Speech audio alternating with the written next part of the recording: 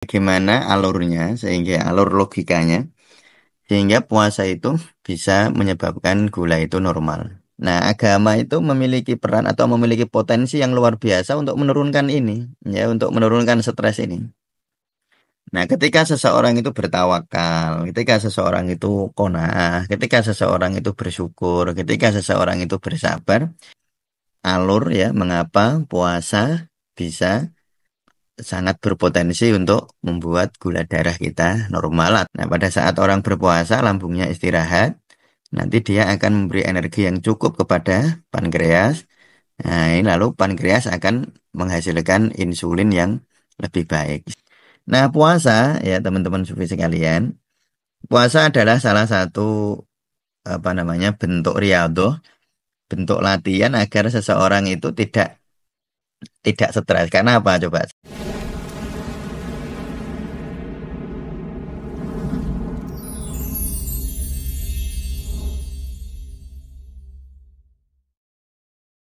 Assalamualaikum warahmatullahi wabarakatuh. Teman-teman sufi sekalian, hari ini kita akan lanjutkan kuliah terapi puasa. Kali ini saya akan membahas lebih lanjut tentang gula darah dan puasa ya. Apa manfaatnya gula darah, manfaat puasa terhadap gula darah. Ya tentu saja bagi orang-orang yang menderita hipoglikemi, ya, jadi hipoglikemi itu adalah naiknya kadar gula, turunnya kadar gula darah ya. Jadi seseorang yang dalam keadaan berpuasa terjadi hipoglikemi, maka dia tentu saja tidak dianjurkan untuk berpuasa. Tapi bagi teman-teman yang mengalami kadar gula darah yang naik dengan obat, misalnya minum obat pun tidak mudah turun, itu dianjurkan berpuasa. Ya, namun demikian, bagi yang teman-teman yang barangkali punya saudara yang mengalami kadar gula darah tinggi, jika berpuasa akan sangat bijaksana jika bertanya kepada dokternya ya, apakah boleh berpuasa atau tidak. Nah, baik, sekarang kita akan membahas tentang hubungan puasa terhadap gula darah ya. Hubungan puasa terhadap gula darah. Seperti yang sudah disampaikan di waktu yang lalu, ya, bahwa pengaturan gula darah diatur di dalam oleh dua organ utama yaitu pankreas dan liver ya. Nah, pada saat seseorang sering makan, terutama makan dengan kadar gula darah yang gula tinggi, ya, maka nanti pankreas akan terus-menerus menghasilkan insulin. Nah, nanti lama-lama terjadi resistensi insulin ya. Pankreasnya akan lama-lama akan lelah. Kalau pankreasnya lelah, nanti lama-lama terjadi resistensi ya insulin. Nah, kalau terjadi resistensi insulin, maka ketika seseorang makan gula tinggi, maka yang harusnya gula tinggi nanti bisa diturunkan dengan insulin, tetapi karena terjadi resistensi insulin, maka gula darah yang tinggi tadi tidak bisa diturunkan. Lalu terjadilah hiperglikemi. Nanti yang selanjutnya disebut sebagai diabetes ya. Jadi teman-teman sudah paham ini. Lalu mari kita lanjutkan bagaimana alurnya, sehingga alur logikanya, sehingga puasa itu bisa menyebabkan gula itu normal. Ya, sekali lagi ini bagi yang hiperglikemi ya, bukan yang hipoglikemi. Jadi yang hipoglikemi, jadi makan pun sehari-hari gulanya selalu rendah. Gulanya misalnya selalu kurang dari 70, tentu itu tidak dianjurkan berpuasa. Nah, baik. Nah, ketika seseorang itu berpuasa, Ya, ketika seseorang itu berpuasa, maka kita bisa melihat pankreasnya akan istirahat. Ya, pankreas itu akan istirahat dari pembentukan insulin. Ya, jadi kita ulang lagi bahwa mengapa terjadi hiperglikemi? Karena insulinnya ini tidak berfungsi. Ya, insulinnya ini tidak bisa bekerja secara optimal.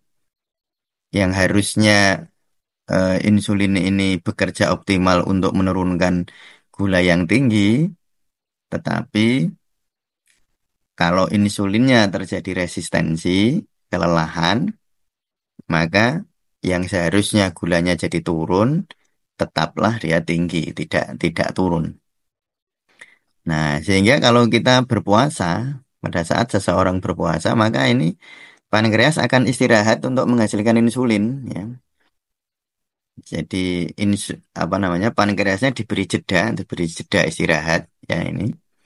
Pankreasnya diberi jeda istirahat sehingga kalau dia beristirahat maka dimungkinkan insulin, ya, maka nanti dimungkinkan insulin itu akan mengalami perbaikan fungsi karena dia istirahat tadi, ya. Jadi ketika pankreas istirahat maka terjadi fungsi insulinnya meningkat. Harapannya demikian, ya, ketika seseorang itu berpuasa. Nah, ketika seseorang berpuasa lalu pankreasnya istirahat dari produksi insulin, ya. Sehingga nanti karena ada istirahat maka harapannya pankreas akan menghasilkan insulin. Nah, setelah dia istirahat dia mampu menghasilkan insulin yang baik, tidak terjadi resistensi insulin. Maka fungsi insulin meningkat sehingga gula darah yang asalnya tinggi lalu bisa diturunkan, ya. Maka gulanya menjadi normal. Nah, ini logika, ya. Logika ketika seseorang itu berpuasa maka akan menormalkan gula darah, ya. Nah, ini logikanya. Ya, dengan berpuasa maka akan terjadi insulinnya istirahat, pankreasnya istirahat sehingga setelah dia istirahat harapannya dia berfungsi normal seperti seseorang jika lelah. Misalnya kita ini lelah, ya, lelah lalu istirahat, maka setelah istirahat kita akan bekerja lebih baik, kan gitu. Sama, ya, ketika seorang berpuasa, organ-organnya istirahat, terutama organ pencernaan, ya. Ya, organ pencernaan istirahat, misalnya lambung, ya, usus besar, usus kecil. Nah, termasuk di dalamnya adalah insulin. Nah, apa, pankreas, ya. Nah, jadi apalagi kalau di dalam ilmu kedokteran timur, ya. Ilmu kedokteran timur itu ada organ namanya limpa, organ tanah, ya. Limpa lambung. Jadi limpa itu organ padat, lambung organ berongga. Ini dua organ ini yang mengendalikan atau yang memberi energi kepada pankreas. Jadi pankreas itu sesungguhnya sangat tergantung oleh energi dari limpa lambung. Nah, pada saat orang berpuasa, lambungnya istirahat, nanti dia akan memberi energi yang cukup kepada pankreas. Nah, ini lalu pankreas akan menghasilkan insulin yang lebih baik, sehingga pengendalian atau penurunan gula darah yang tinggi bisa bisa terjadi. Nah, itu, ya, saya kira eh, teman-teman bisa memahami alur, ya, mengapa puasa bisa sangat berpotensi untuk membuat gula darah kita normal atau turun, ya. Turun. Turun jika tinggi, ya, seperti ini yang kemarin, ya. Saya kira teman-teman bisa mengurangi kuliah yang kemarin, bisa diulangi, ya. Dilihat kembali pada saat gula tinggi, pankreas bekerja untuk menghasilkan insulin. Nah, lalu gula turun. Nah, orang yang terjadi diabetes adalah orang yang terjadi kelelahan pankreas yang menyebabkan terjadinya resistensi insulin ini, ya. Nah, sehingga ketika pankreasnya diistirahatkan, maka pankreas tidak mengalami kelelahan. Nanti lalu dia memproduksi insulin dengan lebih bagus. Nah, itu, ya, sehingga nanti gula bisa turun. Nah, lalu yang kedua, jalur apa namanya? eh, kita akan menjelaskan, ya, hubungan stres dengan gula darah. Nanti kita hubungkan dengan puasa. Nah, jika seseorang itu stres, mengalami stres ya, maka adrenalin meningkat. Nah, jadi orang itu stres maka hormon adrenalin ini hormon simpatis namanya saraf simpatis. Jadi ada saraf parasimpatis, ada saraf simpatis. Nah, adrenalin ini termasuk saraf simpatis. Nah, ketika adrenalin meningkat, maka gula gula juga akan meningkat. Kebutuhan gula meningkat. Jadi ketika orang itu stres, adrenalin meningkat, lalu kebutuhan gula meningkat. Nah, ketika kebutuhan gula meningkat terus, tadi ya saya sebut terjadi resistensi insulin, ya. Jadi kalau orang stres, lalu adrenalinnya meningkat, kebutuhan sehingga menyebabkan kebutuhan gula meningkat. Untuk apa? Untuk ini, untuk energi stresnya itu. Karena stres itu butuh energi. Ya, jadi kalau teman-teman stres, mengalami stres, nah kalau dalam stresnya dalam jangka pendek ya tentu tidak masalah ya. Tetapi yang dimaksud di sini ini jika stres ini berlangsung lama atau kronis, stres kronis. Kalau stresnya cuma semenit, 2 menit, 1 jam misalnya, dan itu tidak terjadi berulang-ulang ya, tentu itu tidak masalah ya. Tetapi ketika stres itu terjadi terus-menerus, berminggu-minggu bahkan berbulan-bulan ya, maka ini nanti menyebabkan adrenalin meningkat terus, dia terus meningkat gitu ya. Nah, sehingga kebutuhan gula juga meningkat terus gitu. Nah, akhirnya apa? Terjadi kelelahan insulin, terjadi resistensi insulin. Nah, kalau insulin terjadi resistensi apa? Ya itu, gula darahnya meningkat. Ya, seperti ini tadi. Misalnya ini orang stres ya. Orang stres tadi adrenalinnya meningkat. Nah, ketika adrenalin meningkat, maka gula akan terus-menerus tinggi ya. Gula akan terus-menerus tinggi. Nah, ketika gula terus-menerus tinggi, pankreas juga harus terus-menerus menghasilkan insulin. Nah, terjadi haus, ya terjadi kelelahan. Nanti kelelahan lalu terjadi resistensi insulin. Gula yang seharusnya turun, nah ini tidak terjadi. Gulanya malah selalu tinggi. Nah, sehingga kalau orang stresnya berkepanjangan, ya stresnya terlalu lama, maka terjadi ini. Fungsi insulinnya menurun atau terjadi resistensi insulin sehingga gulanya akan jadi meningkat, jadilah diabetes ya. Nah, maka terjadilah penyakit yang disebut sebagai diabetes. Nah, disinilah sebenarnya peran agama ya. Nah, peran agama di bidang kesehatan. Nah, agama itu memiliki peran atau memiliki potensi yang luar biasa untuk menurunkan ini, ya, untuk menurunkan stres ini. Nah, ketika seseorang itu bertawakal, ketika seseorang itu qanaah, ketika seseorang itu bersyukur, ketika seseorang itu bersabar, maka stresnya akan menurun. Kalau stresnya menurun, maka adrenalinnya juga akan menurun, ya. Jadi saya ulangi, ketika stresnya menurun, maka adrenalin juga akan menurun.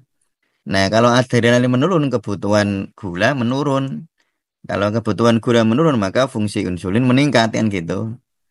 Ya, karena fungsinya kan jadi istirahat ya. Jadi istirahat, lalu ketika fungsi insulin meningkat, maka gula darah akan menurun juga. Nah, itu ya teman-teman ya, hubungan antara stres dengan gula darah. Jadi gula darah tidak hanya dipengaruhi oleh makanan ya, bukan hanya dipengaruhi oleh makanan, bukan hanya dipengaruhi oleh olahraga. Ya tentu betul, sangat betul bahwa gula darah dipengaruhi oleh makanan, ya sangat betul bahwa gula darah itu dipengaruhi oleh olahraga ya. Tetapi ada hal juga yang sangat signifikan ya di dalam mempengaruhi gula darah, yaitu stres. Nah, alurnya seperti ini ya. Jadi ketika orang stres, adrenalinnya meningkat. Ini stres, saya ulang lagi ya, stres yang berlangsung lama. Ya, bukan stres 1 menit, 2 menit, 1 jam gitu enggak. Misalnya teman-teman ujian gitu, ujian di kampus misalnya, atau ujian pekerjaan yang wah hari ini harus selesai nih. Nah, stresnya cuma sehari gitu aja ya enggak masalah ya. Tapi kalau stresnya berminggu-minggu, maka ini kan adrenalinnya meningkat terus.